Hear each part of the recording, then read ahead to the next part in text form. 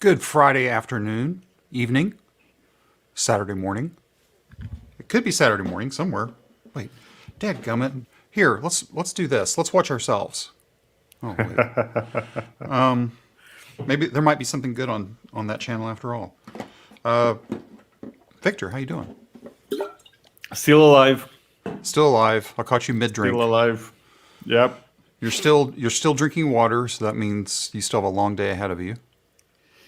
Oh yeah, I just started. Woke up 3 hours ago. Only 3? Maybe 4. Yeah. 4. I've been up now, let's see. I've lost track. Can I do the math in my head? I've been up 9 hours already. So it's been one of those weeks. By the way, if you don't know who we are, my name is Darren Pope. This over here to my left is Victor Farsick. Well, it's my left. You're right. Whatever.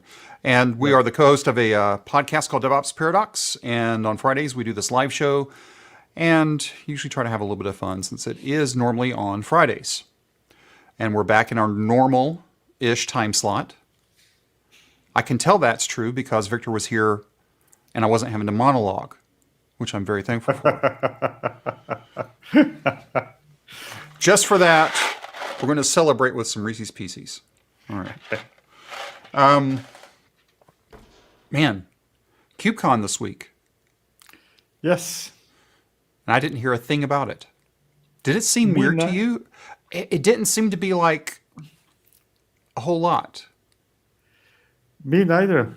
To make things more complicated, I have tickets. I did not have time to attend a single session. I have no idea what happened this week. It's not that I didn't want to go to KubeCon. I definitely did. That's why I got tickets.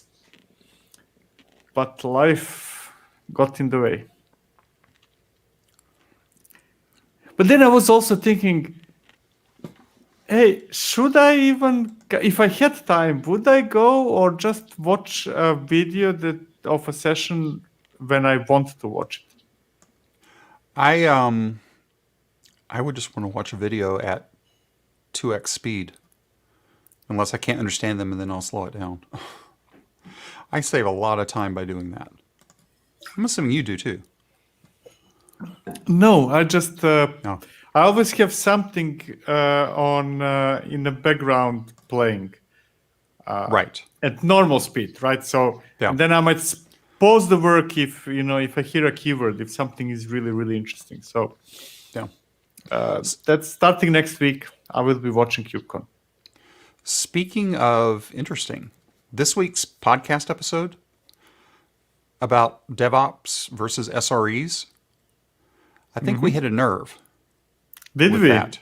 Not with just the podcast, but I've been noticing on Reddit there were a handful of questions about DevOps versus SRE, not your post that you made about it, because your video came out a couple of weeks ago. We did a podcast about it this week, and then I was looking on Reddit, and I think I saw 3 or 4 entries just in the handful of subreddits I watch. And people are still getting confused. They believe DevOps is actually a thing. Sorry, Patrick. Really, it is a thing. It's just not a role. It's not a role. Like, That's true. Agile is a thing as well. It's not a role. Especially if it's a capital A. That's really not a role.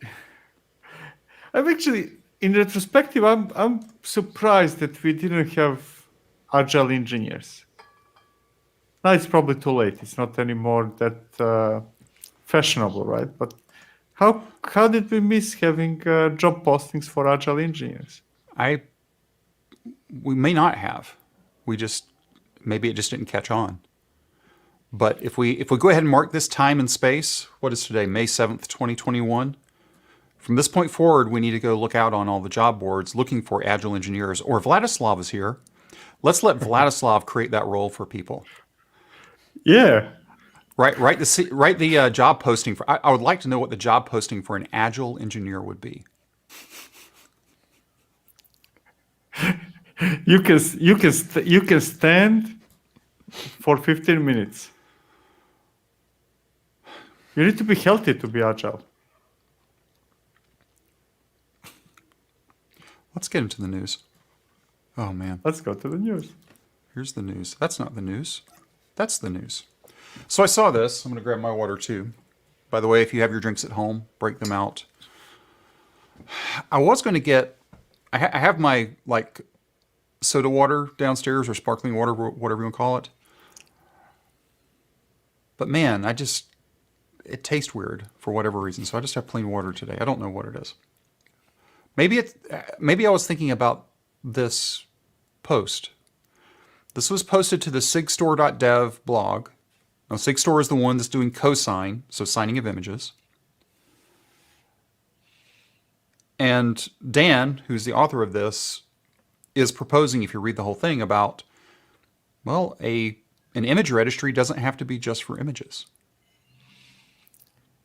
Yeah, or registry doesn't have to be just in general, right? Doesn't have to be just for this or just for that. It's a glorified FTP server. Say that one more time.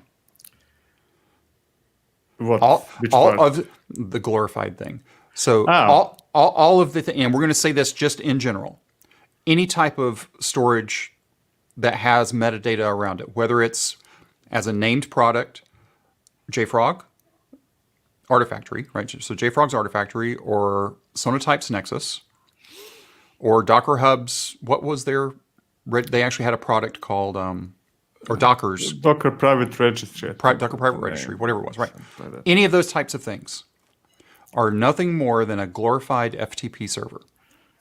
Yeah, exactly. I mean, it's S3 with additional features. Yeah. So actually, I would be surprised if not most of the registries that are offered as SaaS are actually not on S3. That would very surprise me. To where the backing store is S3 or some sort of blob storage. Yeah. Yeah. So he takes you through this whole thing. The premise here is you would use a CLI called sget, whatever that means. I think he talked about it up top. Here it is.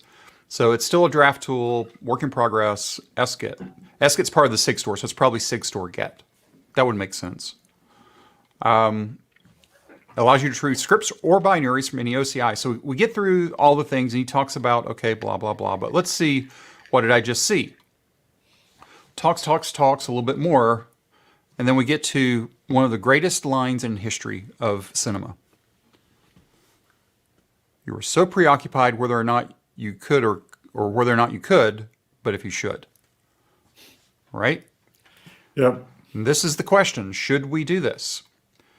And there's a link off here that Matt Farina posted about pros and cons.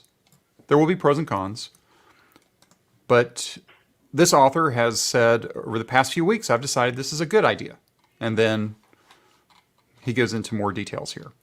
Now, let's talk about the reasons why this could be good. Because what's in a image registry that is different than everybody else? The combination could go back to Kubernetes. Kubernetes itself is a pain in the butt. However, you get some stuff for free because it's Kubernetes. So what do we get for free because this is a registry? And they go into some of this here. It's a leading question. What is the main thing? What do I want the most? Yeah, so you get tags, digest, and easily verifiable and immutable for free. You don't get that for the other two that I can think of off the top of my head. Or at least, there's probably ways to do it, but it's not, you have to do it. Versus, this is just how it works. The ecosystem, GCS S3 APIs are relatively commoditized, but not really changing. Again, AWS did that great for the S3 because everybody just implemented the S3 API. And then I think it was just those two that he called out.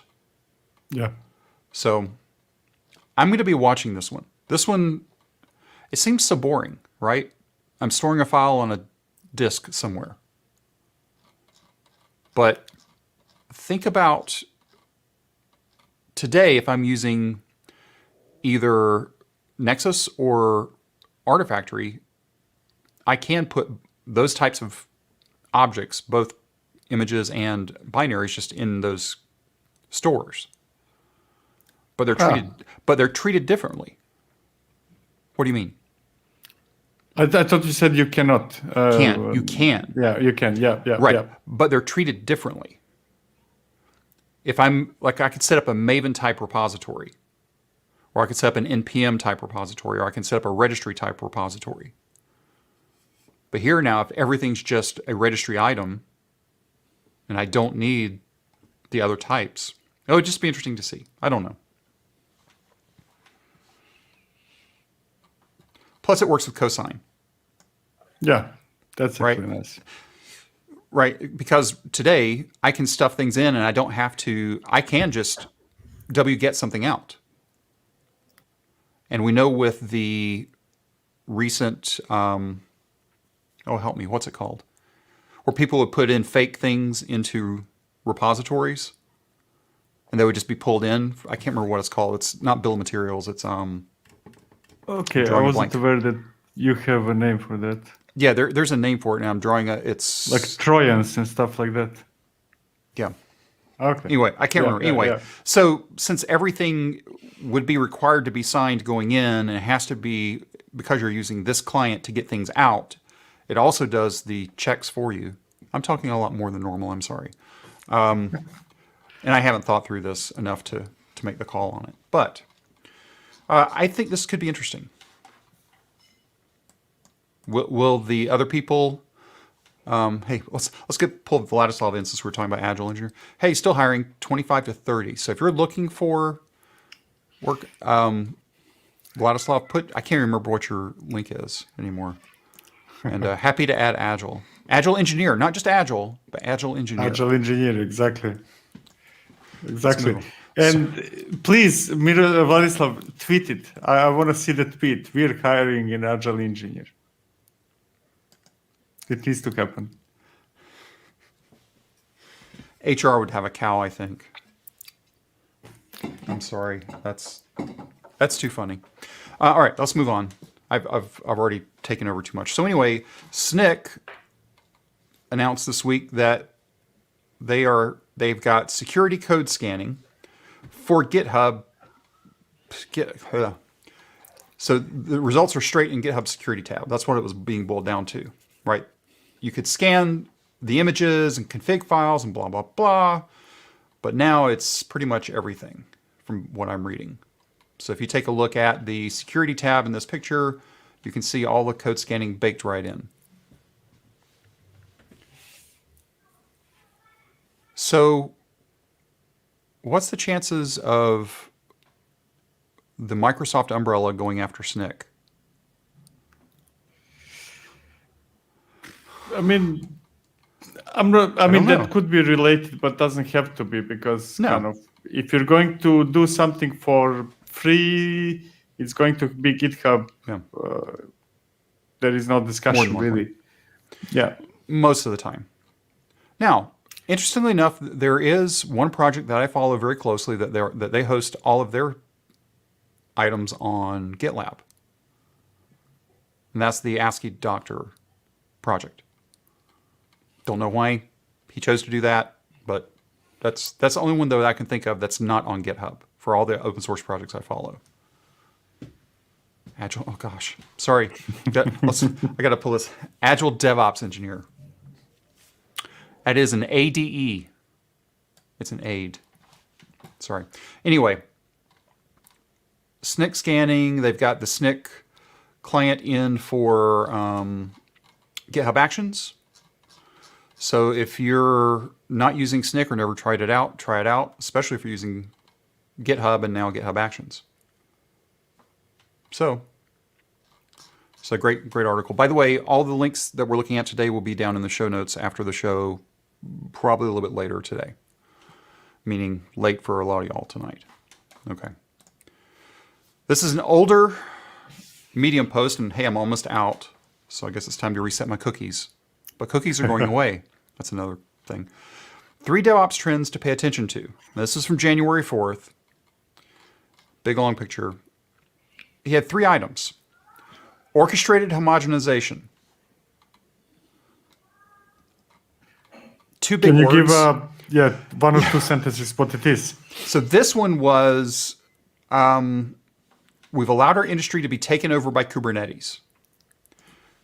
And I am not going to disagree with him on that. Well, when we get to his third point, you'll see why I believe he's strongly biased against any type of containerization. I could be wrong, but he's written about my dislike of Kubernetes in the past, personal misgivings, blah, blah, blah. He keeps on going through this. So basically, it gets down to the point of, since we've seen ranchers shift away from both swarm and cattle and fully embrace Kubernetes only, we're seeing everybody move to Kubernetes under the hood. Right? I mean, that's anything that was a multiple platform before, unless you're actually Docker, and even that's questionable, right? Because even they're moving away from Swarm. Is that true or not true? Correct me if I'm wrong. Yeah, I mean, they're away from Swarm for a long time, and especially since they even sold it to Mirantis, right? I mean, didn't sell Swarm, but the enterprise switch. Right. So they're out of the Swarm business. Yeah. But the interesting part is why everybody abandoned Swarm and Nomad. And the reason is because Kubernetes was the only one designed to be extensible. Mm-hmm. Therefore, Kubernetes was the only one, not among those three, but in general, tooled platform that I know of behind which every single software vendor rallied. Right? So it's not that people chose Kubernetes, it's just that all the vendors chose Kubernetes. So there is no choice for people beyond Kubernetes, right? Well, that's what it gets into here, where we saw this phenomenon before with Windows, where a single unpatched vulnerability has the potential to affect millions of machines. Well, there was a recent talk this week or late last week about a new Spectre a new Spectre exploit available in all Intel chips. I think all Intel chips. Remember Spectre 1? I can't remember what the name of it is, but it's a new variant of Spectre. Well, that's at the chip level, right? So the arguments here sort of get weird, but basically I sort of understand where he's coming from on this, is if everything's Kubernetes, and let's be real, most large enterprise-y type organizations aren't patching every time there's a new security release. They're just not. Yeah, but that's unrelated with whether it's Kubernetes or something else. Exactly, right. But it can fall over. And then I think part of it is here, he doesn't like the monopolistic angle of Kubernetes, because then he calls out Nomad, but Nomad's not going to go after Kubernetes, at least. But that's misunderstanding. You cannot compare those two. No. For a simple reason, because, I mean, from a user perspective, it's, should they use Nomad or Kubernetes? But there is a huge difference, and that is that Nomad is a product from HashiCorp, right? And Kubernetes is a platform that is not really usable by itself, and then there are like thousands of products that you can put on top of it. So the scale is very different. And the number of components that you can choose to use is very, very different. So basically, there is no such thing as Kubernetes. There is such a thing as Kubernetes base plus, I don't know, this Istio plus this thing from Hashi, Vault, let's say, plus this thing from him and this thing from them, right? Or you can choose Kubernetes that says, hey, it's Red Hat Kubernetes, OpenShift, but they also assembled that thing from different vendors, right? So I see it as a very different thing. His statements would make sense if there is simply the Kubernetes and we are all using the Kubernetes, a product. There is no such thing as a single Kubernetes product. Right. And this one sentence here is a fairly normal statement that people will say is competition not only breeds improvements overall, I agree, but also limits the blast radius should any one product be compromised, and the lack of competition does just the opposite. Well, since the time he wrote or published this article, Mesos is headed towards the attic, right? So Mesos has thrown in the towel. So the only, right? So Nomad, in reality, is the only other orchestrator that's available right now. True or false? Nomad, you said. Nomad, meaning the only other non-Kubernetes Oh, other, orchestrator, yes, exactly. the only other non-Kubernetes orchestrator at this point is Nomad. Yes, that's correct. But again, it's competition, but also limits the blast radius should any one product be compared. And the lack of competition does just the opposite. And there is a huge problem with that statement because it's not Kubernetes against Nomad. It's Kubernetes and thousands of others allowing you to choose which parts you're going to use or choosing already assembled parts by somebody. So if it would be Kubernetes versus Nomad, that would mean that you do not put anything on top of Kubernetes. And I am yet to see a single Kubernetes instance running by somebody that did not extend Kubernetes. Yeah. Let's get to the other two because we could probably stay here all day. There's no such thing as enterprise open source. I would have to completely disagree with that, but I am biased due to my employment. But the OpenShift is an enterprise open source, right? yes. I mean, that's as enterprise as it can get, right? Well, wouldn't Red Hat Enterprise Linux be enterprise open source? I mean, that's questionable. But Okay. I mean, Kubernetes is as open source as something can get, and OpenShift is as enterprise as something can get. Yeah, that's true. Anyway, so he was bashing a little bit, and he wants like, I love Hashi. Everybody loves. I think Hashi is. This is true for everybody. Everybody has a love-hate relationship with Hashi. How do you feel about that statement? Same thing. I love some of their products and I hate others. Yeah. And it's normal that you're a company that started with one product. Now they have 10 products or what's not. And of course that there are hit and misses over there. Yeah. So we won't dig into this one a whole lot. But what's funny is, and this is where something like Kubernetes comes in. Now I'm taking everything out of context. So if you want to chop this up and yell at me, that's fine. But Kubernetes is one of the few truly free enterprise scale tools available. And that is true. That's not true. I mean, it's true if you say, if all that we have for enterprise is Kubernetes, Nomad, Swarm, and Mesos, then that statement is true. Yeah.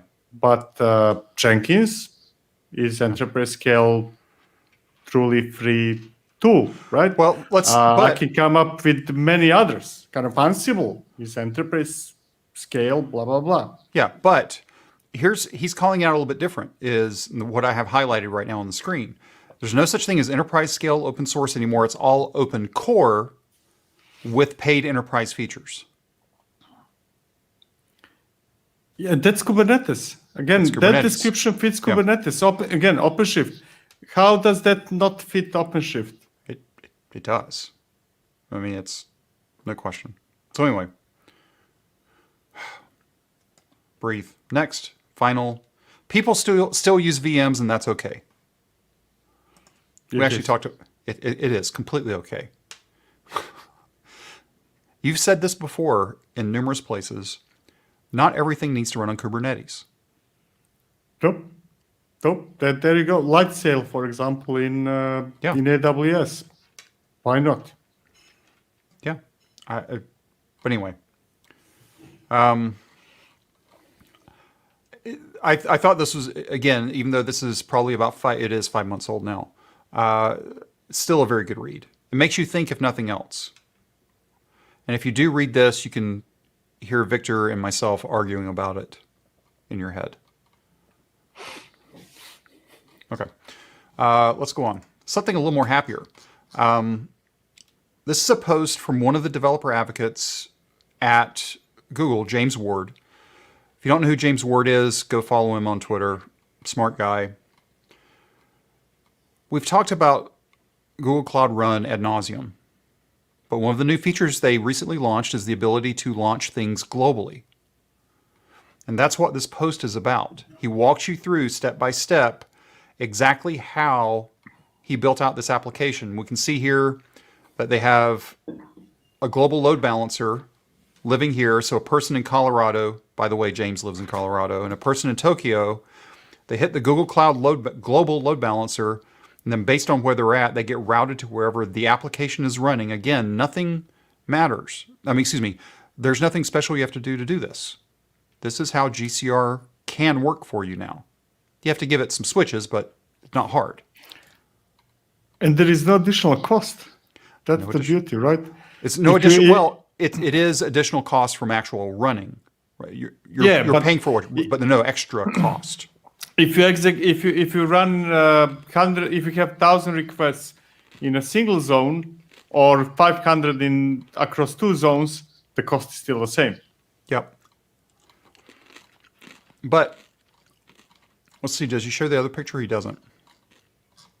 So this picture right here is, let's say the person makes the call through Colorado. I think that's what the second picture shows.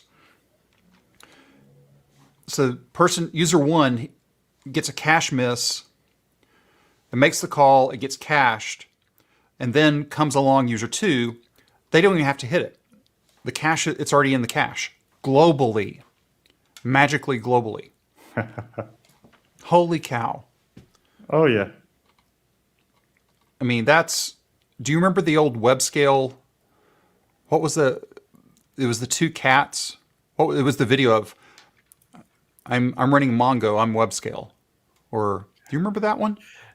Yeah, I do actually. Extra normal. We'll find it in a few minutes. But now let's go back to kind of enterprises, self-managed, on-prem, and then kind of, no, I'm going to do it myself. Yeah. How are you going to do it yourself? How on earth would a company do that in their own clusters, unless that company is Netflix? Yeah, but even Netflix uses the public clouds. Yeah, but I mean, they could if they would want to, right? But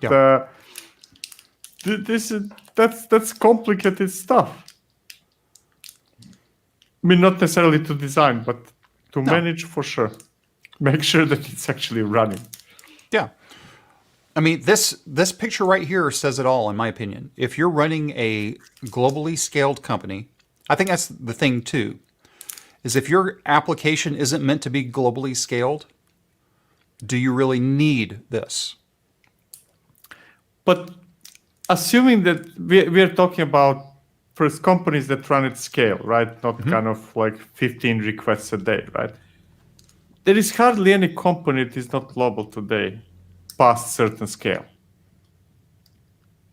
Kind of, maybe a few insurance companies in a specific country, right? But a few others. But I would bet that probably 80% of companies running at scale are global, one way or another. Even if you take banks, right? And this is curious. Even if you take banks and say, hey, this bell, and I'm now going to throw a name and event, might not be the case, but Wells Fargo, that's a US only bank. No. Wells Fargo brand that is US only. But that bank probably has a couple of other names scattered around the world, right? Right. Well, one that you can use for real is HSBC. HSBC is definitely Europe and definitely US. So exactly. So or JP Morgan Chase. Yeah. Everything is global, man. I was going to say something. I'm going to keep my mouth shut. So anyway, this is a great blog post that goes through all the hows of doing this, and it goes through how the job works. It talks about where it's deployed. So in his use case, he deployed to all these regions, everywhere. Why not? And then cloud build and blah blah blah. This, to me, this is canonical. This is the hello world, literally. Right? Because now, how would you test to make sure you're actually getting traffic through all of your deployed points? That would be interesting to test. I mean, Google. I mean, Google's taking care of it again, for you, right? It's transparent to us. you should still test it, but it should be relatively straightforward and easy to run tests, maybe even as Google Cloud runs in each of those regions. Yeah. Right. So you just have tests which are running in all those regions, and they're automatically going to hit the closest one, right? Yep. And there was this this is the link off to the multi-region, and if you want to take a look at the script, heck, let's go take a look at the script since we have a moment. Here's the multi-region script. So project image name domains, blah blah blah. There's the gcloud calls, the URL maps, SSL certificates, and forwarding rules and URL, and then whatever. Right. This is a long-ish script, 169 lines. I mean, I've seen longer scripts that do literally hello world on my laptop, so Yeah. that's nothing. Yeah. So I think it's cool. All right. Let's go ahead and move on here. New Relic open sourced Pixie this week. That's one of the things I did see that's probably associated to KubeCon, but maybe not. They did the acquisition of Pixie, they being New Relic, acquired Pixie in December of 2020, and they open sourced it this week. So, again, more telemetry things. I think we're going to keep seeing more and more of this. Oh yeah, it's that's everybody's trying to become a dominant player in that market now. I mean, not everybody, but it's a very fierce battle over there. I haven't gone through to figure out what sets Pixie apart from everybody else. I don't know. And I'm assuming you haven't looked at it either. So I haven't had the chance yet to go deeper. I have just rudimentary understanding of it. Okay. Instantly troubleshoot applications on Kubernetes. No instrumentation, debug with scripts, all inside Kubernetes. So you can take a look at it and then whatever. Smells like a video to me. Absolutely, that's what I was thinking now. Pixie Live. Well, this is one thing that's nice. Anytime I see no instrumentation, my first reaction is that's too good to be true. I mean, yes, everything can be without instrumentation. The question is that you're never going to get the data you need, or you might need, not necessarily you need, right? Right. Because really, if you're the only one, I mean, I would say that we can go with no instrumentation when we get to the point that we don't write code in the first place. Yeah. Okay. So it's now open source. Install guides. Well, let's see how many more guides there are. They only called out 5. Oh, that is it. It's like Nice. Okay. All right. Let's get to a couple of the tools for this week. BotKube. BotKube integration with Slack, Mattermost, or Microsoft Teams. I scratched my head going, okay, why? Because this is not super old, but it's months old. Okay. And let's look at the picture. What does it do? Just sends notifications about what's happening in my cluster to Slack or things like that, right? Basically, yeah. I mean, that's what it looked like to me. Let's go over to botkube.io. So you have a BotKube running there in the integrations. Yeah. Notifications. Yeah. I mean, usually kind of, to me, those things sound better than they are. Yes, first reaction is always, yes, I would like to be notified when this and that. And then over time, I realize that that's not enough and that I'm getting spammed more than anything else. And I don't like being spammed because if I receive 5 notifications I don't read, I'm not going to read the 6th one. And then it might be important. It's very hard to be notified of the things that matter. And we might need metrics and things like that to decide what matters. Yeah, I was trying to see if there was like a good example here. Oh, let's look at examples. Duh. So you can change notifications to short, long. Okay, so pod was created, resource was deleted, failed to pull image. Well, that could be useful to pop up into something. Errors in pods, job succeeded, readiness probe failed.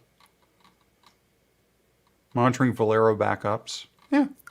All those you just mentioned, to me, that's spam. I might be going too far now, but that's all spam. Kind of like, yes, Yeah. pod deleted. Imagine if you put this into a real cluster. Was it pod deleted, right? Yeah. I mean, Well, these pods are get okay. deleted all the time. Yeah. Well, this is, so let's call the top half spam, but let's get into what I would consider the more bot side.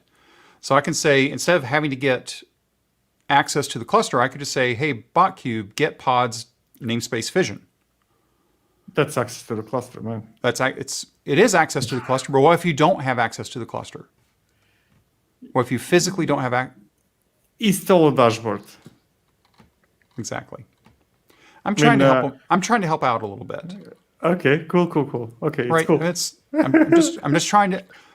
This is the case. This is the time where you need a dashboard. Right. These are dashboard items.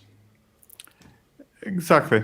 I mean, I'm exaggerated a bit. Yes, there are good reasons why you should be notified, but not necessarily the reasons mentioned there in examples, which I understand. Examples are always simple, so I cannot judge by that. And I definitely don't want to list my pods from Slack.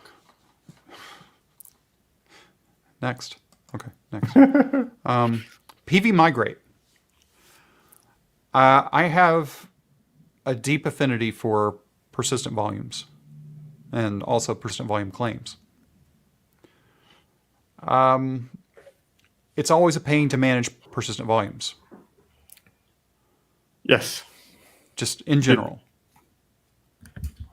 It's just because. But this tool says I can easily migrate the contents of one PV or PVC to another. And in my brain, this is sort of like a SCP. So in this example, where was the... That's so curious that the first example there that was the first thing that came to my mind, and that happened to be the first example, the case one. Yeah. I've seen it so many times, kind of volume that doesn't expand. Yep. What do? You need to migrate. And in theory, that's simple. Or I need to move it from a different namespace, or to another cloud provider, right? All these things. So Exactly. It uses rsync over SSH. Guess what? Isn't that basically what SCP does? Not exactly, but close. Yeah. But this is a real thing, right? And sometimes I see no point in open source projects, but this one to me makes a lot of sense. Can I do it with myself through a script? Of course I can. Or through command line? Of course I can. But if there is already a tiny project, this is a tiny project probably, Yep. that does it for me, why not? Yep. So it's pv-migrate. There's different strategies. Mounts both PVCs in a single pod and runs a regular rsync. Gee, that's very simple, isn't it? Yeah. That's that case one that we were talking about. I can't dynamically resize my volume. So here's an example of source namespace, destination workspace, small PVC, big PVC.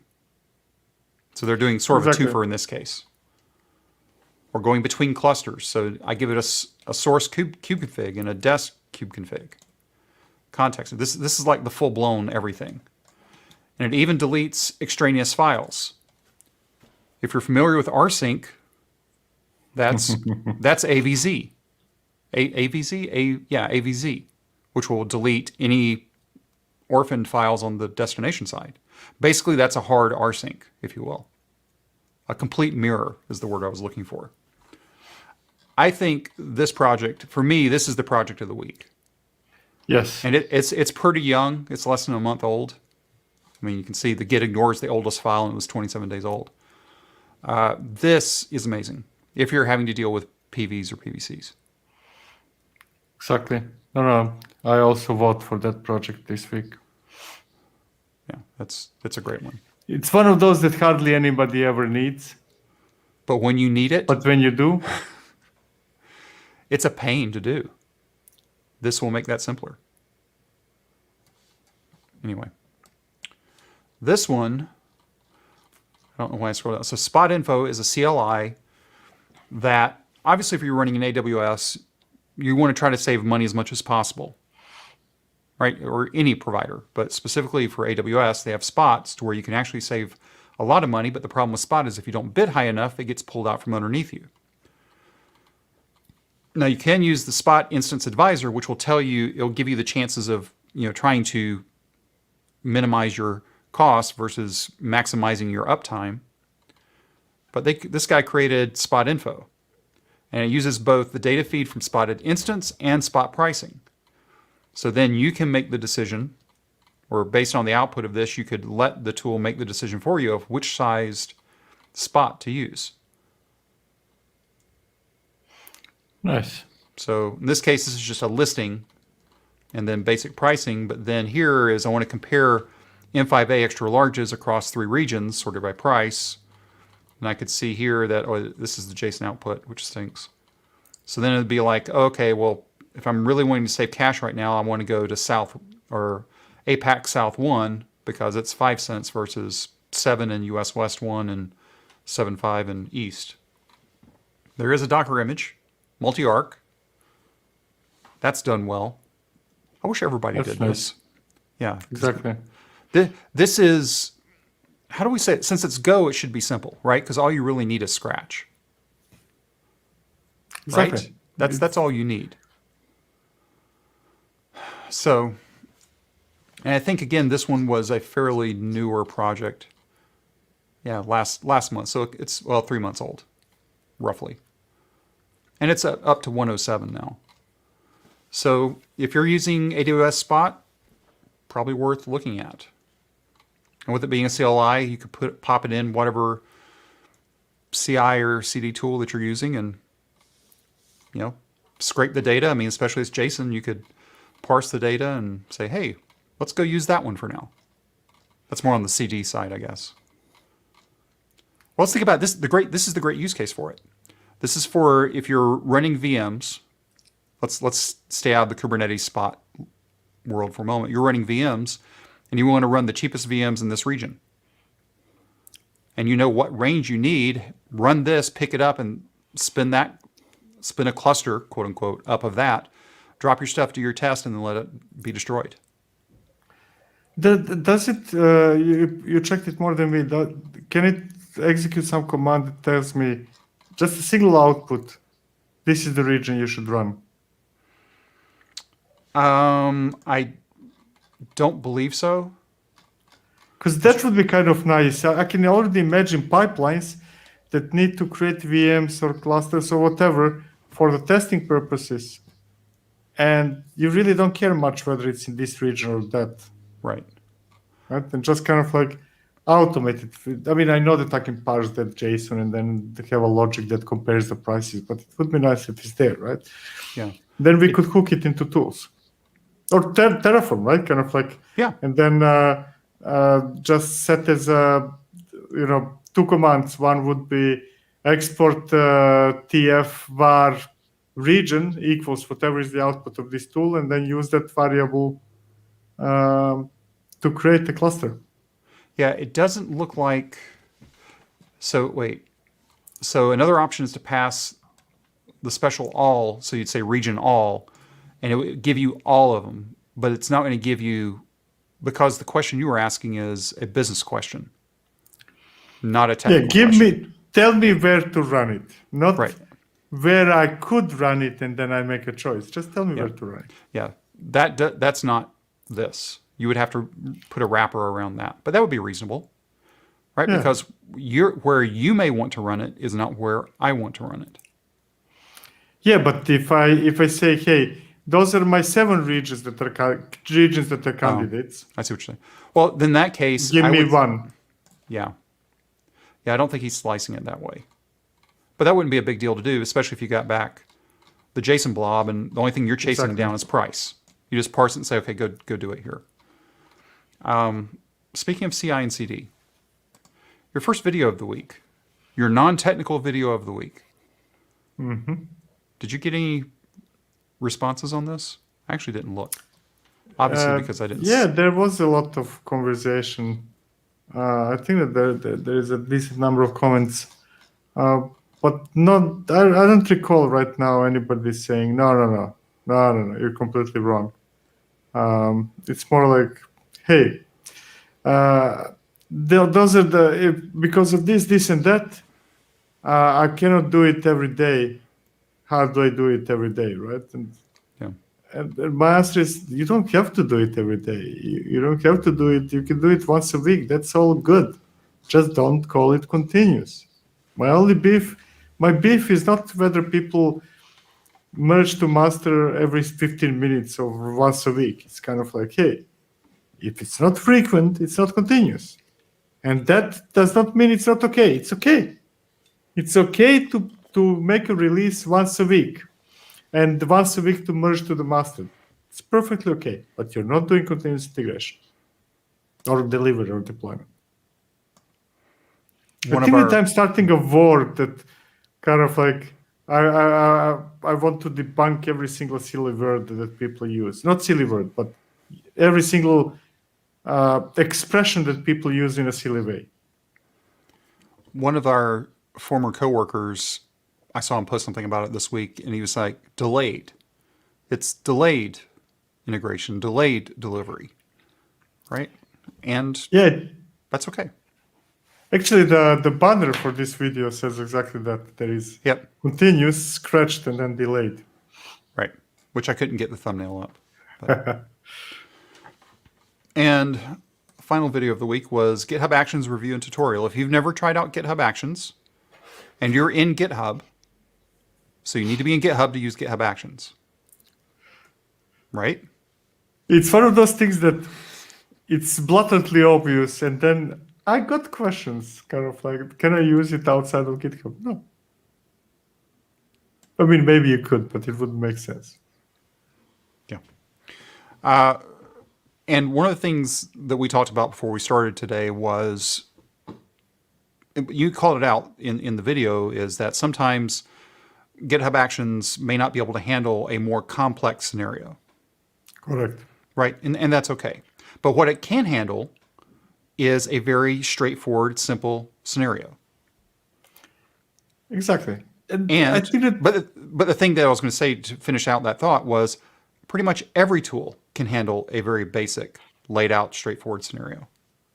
Correct. If the tool that you're using can't handle a very straightforward scenario, find a different tool. That was my final period on that thing. But what you were going to say something else about it. Yeah, and we should all be striving towards having straightforward and simple cases, which is in most of those situations impossible, right? But that should be one of those unachievable goals that we should still all have, right? It's always about simplifying things. And I'm not even talking about pipelines now, but in general, right? Or maybe it's my brain capacity not being able to comprehend, when you see complex scenarios and then you spend 7 days reading the scenario and you still don't understand what's going on. Well, we're talking about simplification. We're not talking about making things easy. It's nice when those two things converge. But yeah, it doesn't necessarily, we want things to be simple. Because typically simple can be debugged, maintained, whereas easy may have been over-engineered to become easy. Or to put it a different way, right? We are getting paid. Most of us working in software industry get paid to solve complex problems, right? To work on complex things. And things are always going to be complex. They're just going to get more and more complex. The thing is that complexity shouldn't be necessarily always visible to the end user. So if I'm creating some sort of automation, it needs to do complex things. That does not necessarily, when I give that something to a developer who should use that something, I should actually hide that complexity while still giving him freedom to modify it up to a level, right? Am I getting too philosophical now? Well, let's use a concrete example. Kubectl apply. Is that simple? I mean, kubectl apply is simple, exactly. So if we ignore now that the file that is used, dash file name, if we ignore that, it's very simple, of course. It's apply, what they want to apply, and that's about it. But once that apply is received back on the control plane, that's where the complexity occurs. Exactly. If we didn't have kubectl available to us, and we had to write against the Kube API all the time, that would be beyond miserable. Exactly. Or maybe even better example, if you have really complex something Kubernetes where you have 75 manifests for some application and what's or not, and you create a Helm chart, and you say, hey, look at those 17 or 5 values. Change any of those. You don't have to even look at what's in the templates directory, right? Exactly. So, is it complicated? Yes. You look at the templates directory and say, oh my God, what's happening there? What's going on, right? Yep. So we do not necessarily want to get out of that complexity. What we do is complex, but we should not expose it to end users. End users should have a simple interface to work with. And go ahead, sir. No, go ahead. It's like if the end user is my girlfriend who is looking to buy something in Amazon, it's very simple. Now, the problem that we are having is, hey, if a user is not my girlfriend but a colleague, and I'm creating a service for that colleague, then suddenly that simplicity is not good. No, it's still the same logic. My colleague, if I'm giving him the service, is just as much of a user as somebody shopping on Amazon. Can you imagine? Well, this is what we would call a service catalog. This is what OpenShift already has. Can you imagine logging in to an interface and going shopping, and that's how you manage your applications? Exactly. And you still need to tweak it. Just like when you go shopping, if you want to buy a t-shirt, you can select blue, yellow, black, white, right? You choose a model. Yep. Model would be, I don't know, like Postgres, right? Yeah. Model of the shirt. And then you have colors of the shirt and the sizes. And same thing, like, hey, is it a big or a small database? Should it be highly available? It will cost you more, or not be highly available, right? Those are questions that almost everybody can answer. And I still do not need to know much more than that. I do not need to know how the sauce is made. I just know that I either want this size of Reese's Pieces, or I want 6 boxes this wide of Reese's Pieces, right? I think that's where we as an industry have gone wrong in a lot of ways. If you're an engineer, you like making things as a software engineer would use it. And you don't think about how real people use it. Because most of us are focused on what it does and not how user-friendly that something is. Yeah. And that's a terrible mistake. Let's go back to pv-migrate that we just looked at. It's a very simple tool that does one thing. It moves. Now, what it's doing, is it hard? It's based on rsync over SSH. That's not hard. If we were to try to do it ourselves without that tool, is that hard? It's not hard. It's annoying, but I've got to know a lot of things. But if I have this little tool and it has enough of the extra things I need, I need to connect, but I need to move this PV between 2 clusters. Okay, well, I need 2 kube configs. I can do that. Or if I'm in the same namespace and 2 different PVs, I'm just basically moving stuff from disk to disk. Okay, that's a good. Each of the 3 use cases that he solved or that team solved in pv-migrate, that's probably all they will ever have to solve. Exactly. Oh well. We gave them a lot of good airtime today. I do want to try it out though. Anyway, hopefully everybody, I see that we had a lot more people on live with us today. I figured this time would be better for a lot of people. We may still be at this time next week. I don't know. That's what I'm going to try. I'm always going to try to keep us at this time block. But in some cases, day jobs get in the way. But day jobs makes this possible. So thank you, day job. Exactly. Okay, so KubeCon's over. Are you speaking anywhere next week? Did you have something, or is that? You're asking questions I cannot answer. Yes, I'm speaking. Yeah, next Monday, Tuesday, Wednesday, 11th. DevOps Pro something. Okay. All right. And the podcast for next week is already done and in the can. I don't have to work on it this weekend. I'm going to get a little bit ahead. It's with an Agile guy. Since we were joking about Agilists earlier. Agile engineer. Did we ask him? We didn't. I don't think we did. Well, we're gonna bring him back on at some point because hopefully it's a little bit longer. It's not super long. I think it was final render time was like 35 minutes, so it's not super long, but it was a very interesting conversation. And we want to bring him back on because we just got started good, I think. And he's a Canadian. Oh. You didn't know that, did you? Yeah, you did. No, I didn't. I cannot make a difference between you guys over there. You're all west from me. We all sound the same, right? Exactly. You all sound the same. You need to cross Rio Grande for me to notice the difference. Okay, I will not break out my real accents today.